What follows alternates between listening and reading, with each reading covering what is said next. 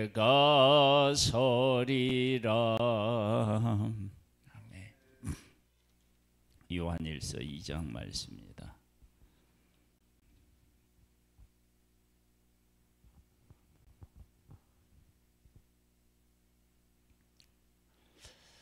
성경은 예수님에 관한 말씀이다.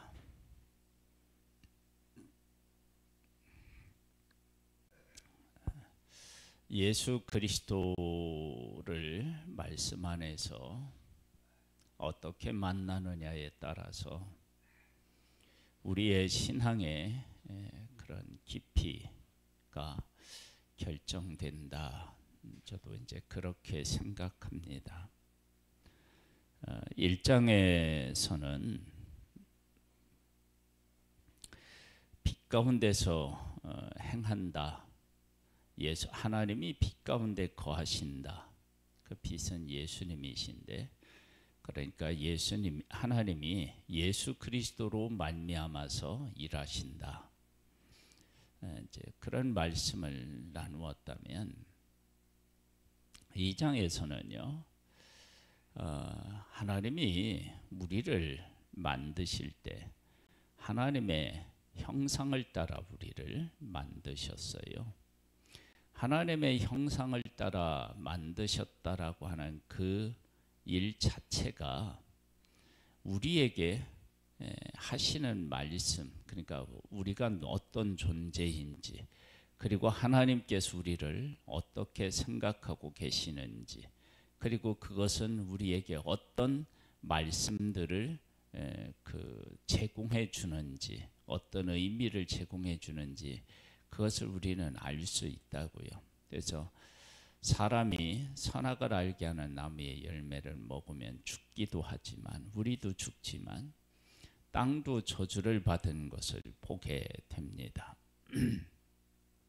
그러니까 하나님께서 우리를 하나님을 닮은 존재로 만드신 것 안에서 우리의 가치, 우리의 존재, 그리고 우리가 해야 할 일, 이런 것, 그리고 하나님은 어떤 하나님이신지, 이런 것들이 복합적으로 담겨져 있다고요. 그러면 그렇게 복합적으로 담겨져 있는 하나님의 형상대로 만들어진 우리, 그러면 그 안에서 모든 율법이 그 안에서 나왔겠죠.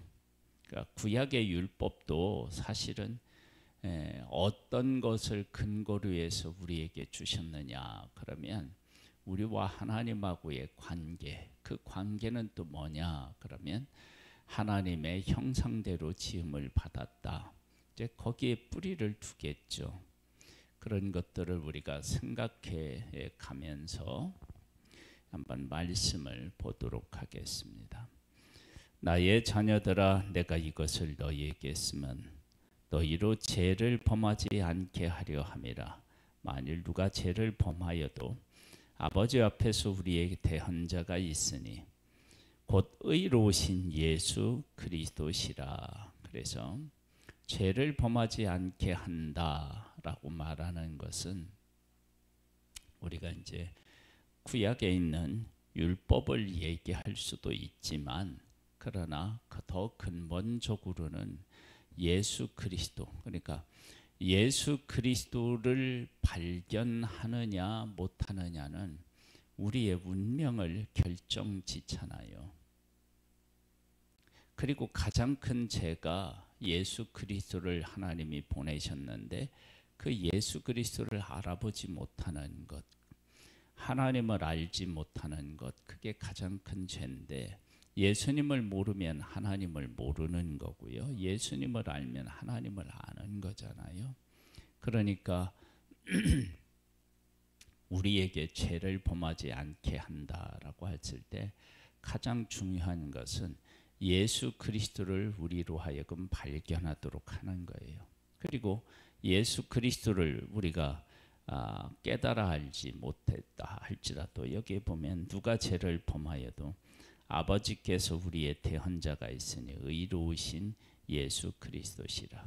그분이 우리의 죄를 짊어지고 십자가에서 죽으셨습니다. 그러니까 예수 그리스도를 소망하게 만들고요, 예수 그리스도께서 우리의 죄를 짊어지시고 죽으심으로 이 죄의 문제가 해결되는 거죠.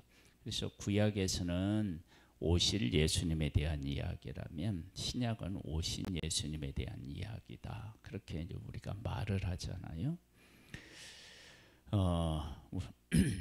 그래서 죄에 대해서는 예수님을 바라보는 거예요. 그리고 예수님은 우리의 죄를 짊어지셨어요. 그는 우리 죄를 위한 화목 제물이니 우리만 위할 뿐 아니라 온 세상의 죄를 위하심이라. 우리가 그의 계명을 지키면 이로써 우리가 그를 아는 줄을 알 것이요, 그를 아노라 하고 그의 계명을 지키지 아니하는 자는 거짓말하는 자요 진리가 그 속에 있지 아니하되. 그의 계명은 뭐 십계명이라고 할 수도 있지만 더 근본적으로는 뭐라고요? 항상 어디로 간다고요? 예수 그리스도에게로 가는 거예요. 왜 예수 그리스도로 가느냐? 그를 믿으면 살고 믿지 않으면 죽습니다. 그것이 하나님 앞으로 가는 법이죠. 길이죠.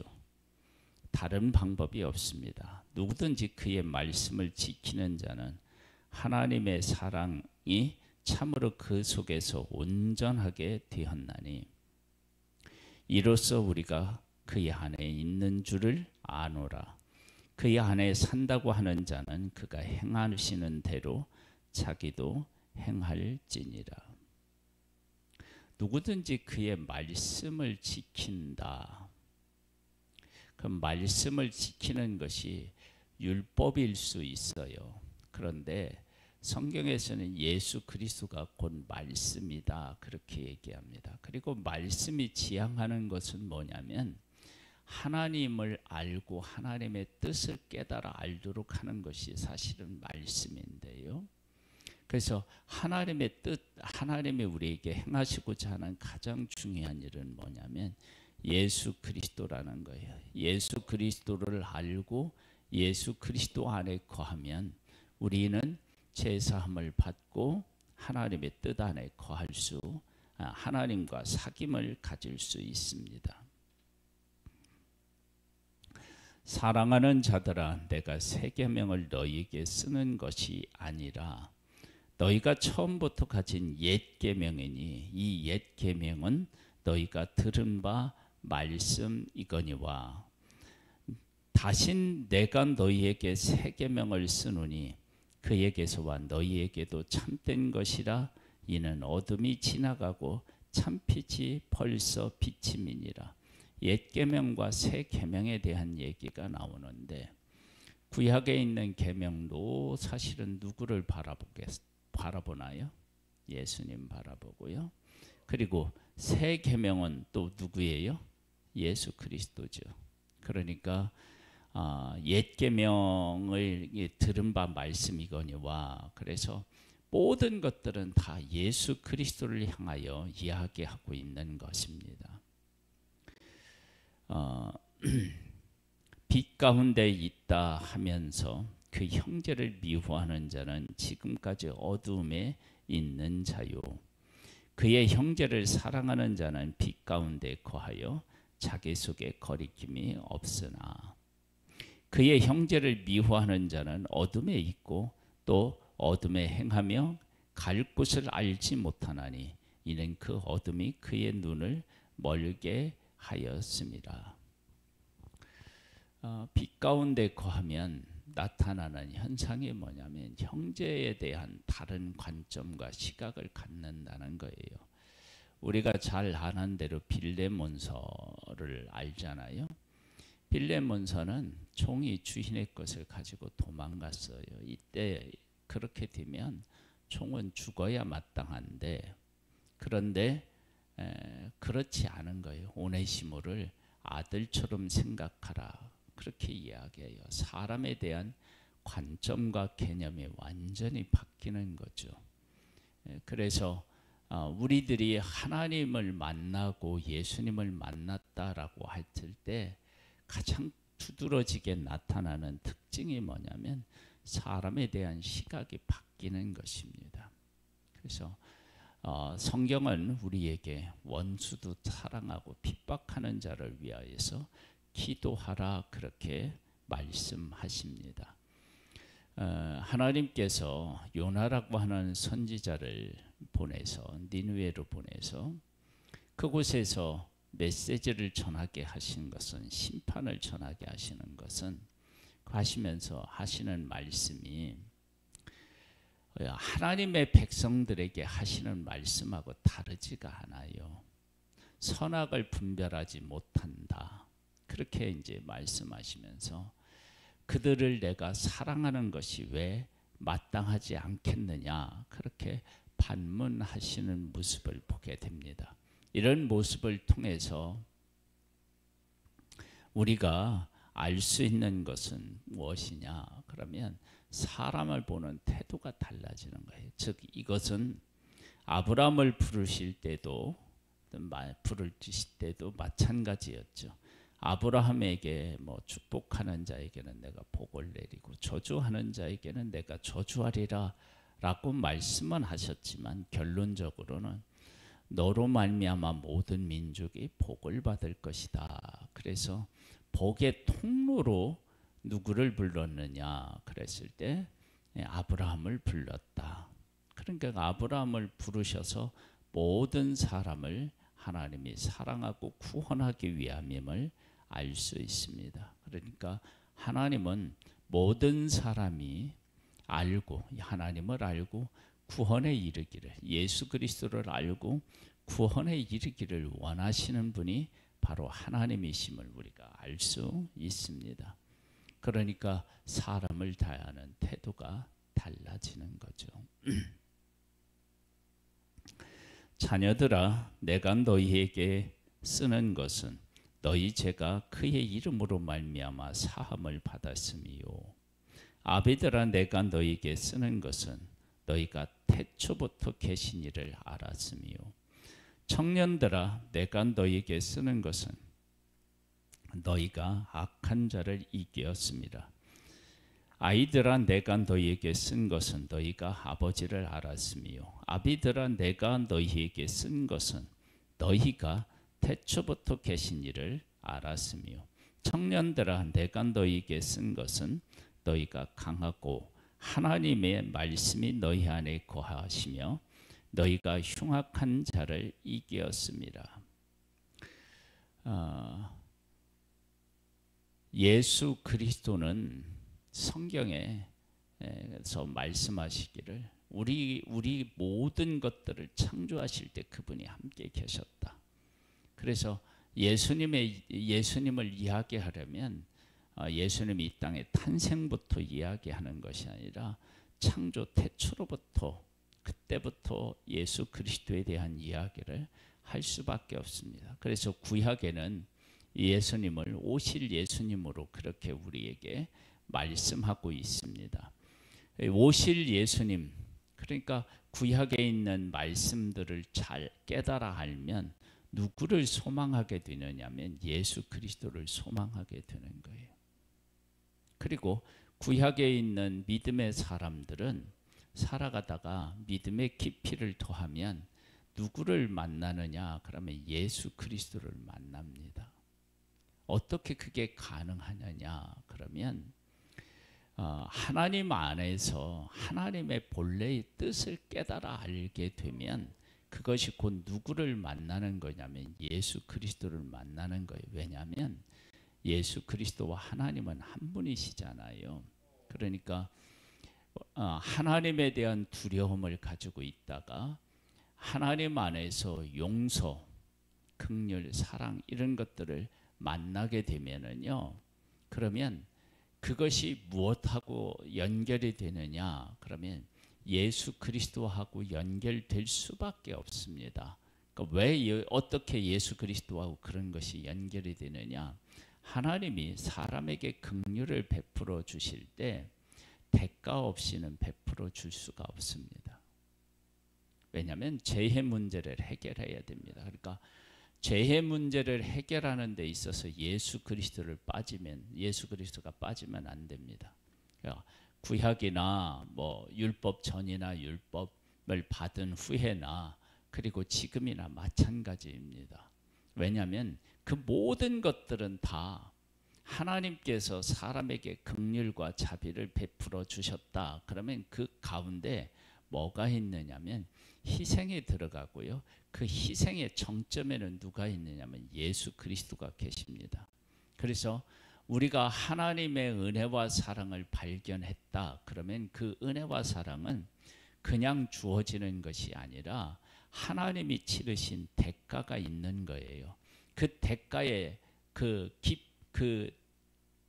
대가를 깊이 파들고 들어가면 곧 뭐가 나와요? 나중에는 예수 그리스도가 나오게 되어 있습니다. 그래서 하나님의 사람들이 어떻게 예수님을 만나느냐? 그러면 그런 형식으로 만나는 거죠. 그러니까 우리가 하나님 앞에서 하나님 안에서 깊이 있게 하나님하고 교제하게 되면 결국은 누구를 만나느냐면 예수 그리스도를 만날 수밖에 없습니다. 그래서 여기 나오는 그 자녀들아, 아비들아, 막 청년들아 이렇게 이런 모든 얘기는 전 세대에 거쳐서 말씀하신 거 아니에요. 모든 세대가 다 이기고 알고 하는 그런 문제가 다 어디에 초점을 맞추고 무엇 때문에 그렇게 되느냐 그러면 예수 그리스도 때문에 그렇게 되는 것입니다. 한 번 더 볼까요?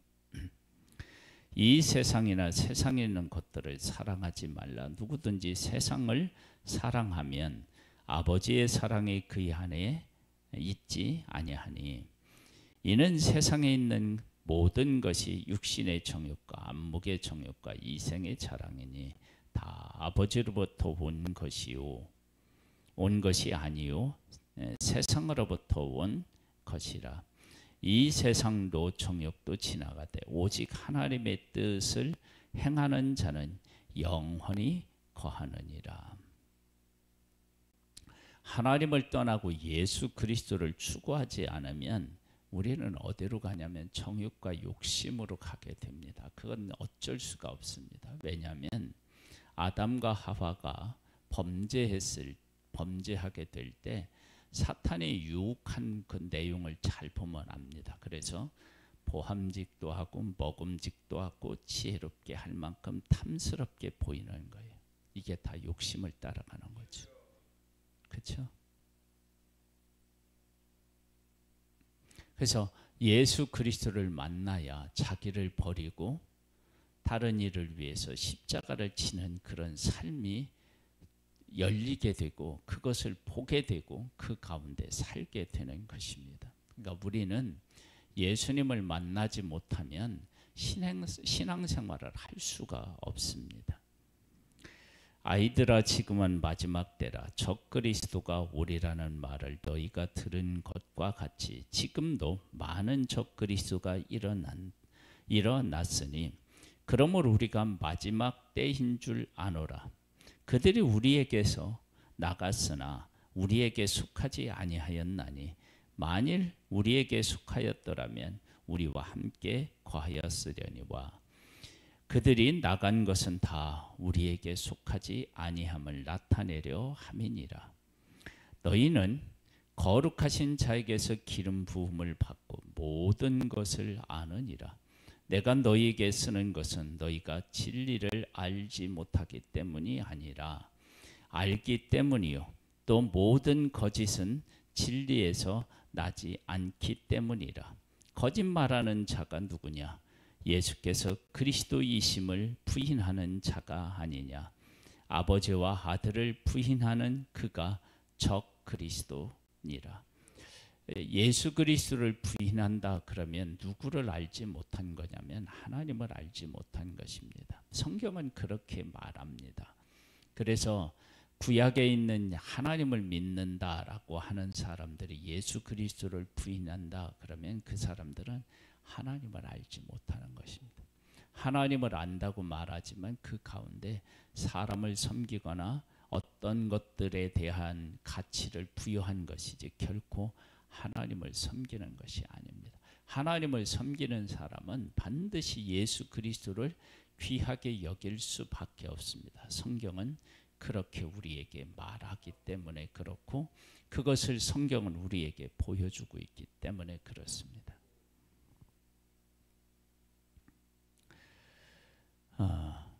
23절이요. 아들을 부인하는 자에게는 또한 아버지가 없으되 아들을 시인하는 자에게는 아버지도 있느니라. 너희는 처음부터 들은 것을 너희 안에 거하게 하라. 처음부터 들은 것은 너희 안에 거하면, 들은 것이 너희 안에 거하면 너희가 아들과 아버지 안에 거하리라. 그가 우리에게 약속하신 것은 이것이니 곧 뭐라고요? 영원한 생명이니. 그러니까 영원한 생명을 언제부터요? 처음부터 약속하셨는데, 그 처음 약속하신 약속이 무엇에 담겨져 있느냐? 그러면 우리를 하나님의 형상대로 만드신 것 안에 다 담겨져 있습니다. 볼까요? 너희를 미혹하는 자들에 관하여 내가 이것을 너희에게 썼노라. 너희는 주께 받은 바 기름 부음이 너희에 거하나니 아무도 너희를 가르칠 필요가 없고 오직 그의 기름 부음이 모든 것을 너희에게 가르치며 또 참되고 거짓이 없으니 너희를 가르치신 그대로 주 안에 거하라. 자녀들아 이제 그의 안에 거하라. 이는 주께서 나타나신 바 되면 그가 강림하실 때에 우리로 담대함을 얻어 그 앞에서 부끄럽지 않게 하려 함이라. 너희가 그가 의로우신 줄을 알면 의를 행하는 자마다 그에게서 난 줄을 알리라. 예수 그리스도는 모든 것들을 만드신 창조주십니다. 그 안에 생명이 있고요. 하나님은 예수 그리스도를 통해서 우리를 만나시기를 원하고 계십니다. 왜? 그렇게 해야만 죄인인 우리가 하나님과 온전한 사귐이 있기 때문입니다. 우리가 예수 그리스도를 만나면 나타나는 특징이 뭐냐? 그러면 형제를 대하는 태도가 달라진다라고 하는 것입니다. 그래서 예수 그리스도를 부인한다? 그러면 하나님을 모르는 것이고, 하나님을 모른다, 예수 그리스도를 모른다, 그러면 그것이 곧 적그리스도가 됩니다. 하나님은 예수 그리스도 안에서 계십니다. 예수님이 하나님이 빛 가운데 거하신다라고 하는데, 그 빛이라고 하는 것이 예수 그리스도를 이야기하고, 예수 그리스도 안에서 하나님은 지금도 일하셔요. 왜 그렇게 일하시느냐? 그러면 예수 그리스도로 말미암아야 하나님이 우리 인간과 정말 하나님이 원하시는 것처럼 창조하셨을 때 그 원래 목적처럼 우리와 어떻게 무엇이 가능하기 때문에요? 사귐이 가능하기 때문에.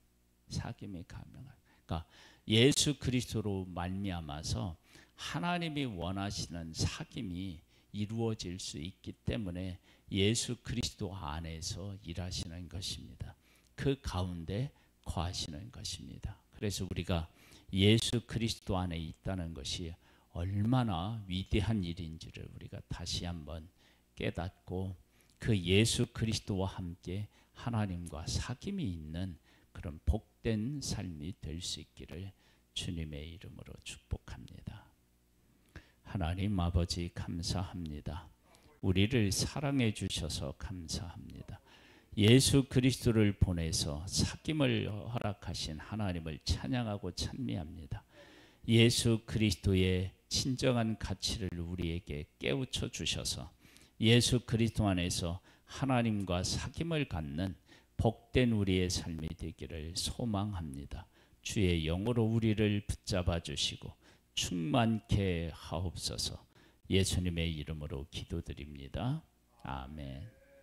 하늘에 계신 우리 아버지여, 이름이 거룩히 여김을 받으시오며 나라에 임하옵시며 뜻이 하늘에서 이룬 것 같이 땅에서도 이루어지리이다. 오늘날 우리에게 일용할 양식을 주옵시고 우리가 우리에게 죄 지은 자를 사하여 준 것 같이 우리 죄를 사하여 주옵시고 우리를 시험에 들게 하지 마옵시고 다만 악에서 구하옵소서. 대개 나라와 권세와 영광이 아버지께 영원히 있사옵나이다. 아멘.